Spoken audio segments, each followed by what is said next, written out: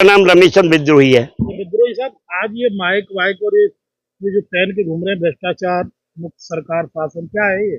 Sir ये है कि मेरी जमीन पर कब्जा कर रखा है सिकंदराबाद में मेरे सालों ने। वो जेल भी चले गए, लेकिन मेरी जमीन अभी तक मुक्त नहीं कराई गई है।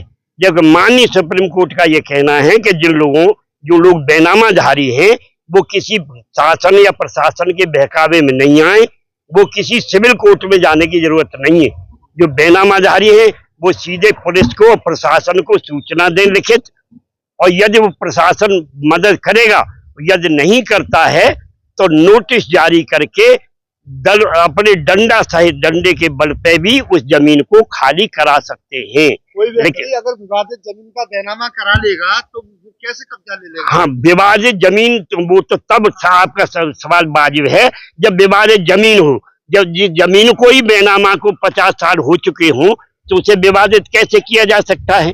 और वो जमीन 40 साल की थी। क्या पहन के घूम रहे हैं आज? मैं अपनी बात को शासन और प्रशासन तक पहुंचाना चाहता हूं। जो हमारे योगी जी ये कहते हैं कि इस देश में राम राज है उनके प्रदेश में, और पुलिस प्रशासन ईमानदारी से काम करती है, और कोई उन पर सूचना, कोई किसी भी तरह की सूचना भेजे भ्रष्टाचार के खिलाफ, वो कहते हैं कि भ्रष्टाचारियों को हम वो देंगे, VRS देंगे।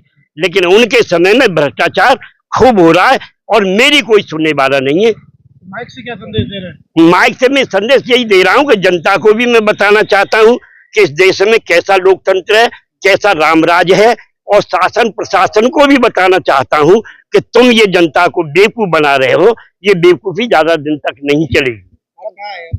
जी, मैं इस समय कलेक्टरी में हूं। मैं अभी जजी में भी, क्योंकि सिविल कोर्ट में भी मेरे मुकदमे चल रहे।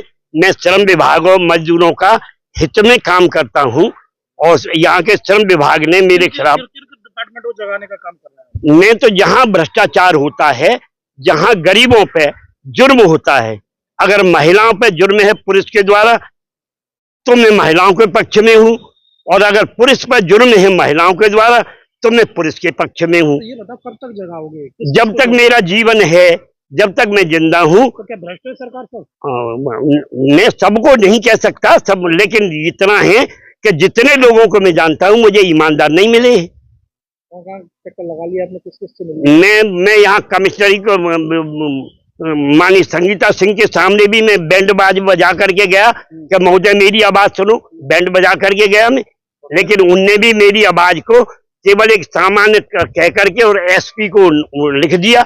लेकिन कमिश्नर की बात भी SP हाथरस ने नहीं मानी।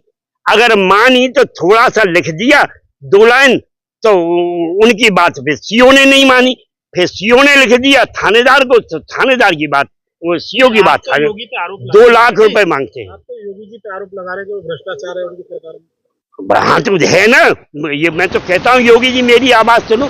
मैं तो कहता हूँ कि योगी जी मेरी आवाज सुनो। कहाँ तो आप कहते हो कि भ्रष्टाचार मुक्त प्रशासन है, जबकि कदम कदम पे भ्रष्टाचार है योगी जी, कदम कदम पर।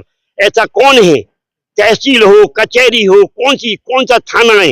मैं जनाब भूख हड़ताल पे बैठा हूँ अलीगढ़ में।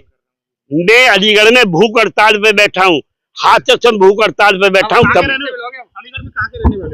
अलीगढ़ में मैं सूत्रपुर चौराहे का रहने वाला हूँ। हाँ, DM साहब से तो अब इस समय नहीं मिलूंगा, लेकिन ये है कि क्योंकि मामला सिकंदराबाद का है, हाथरस का है। लेकिन जनता तो यहाँ कमिश्नर तो यहीं रहते हैं, यहाँ मीडिया तो है ना।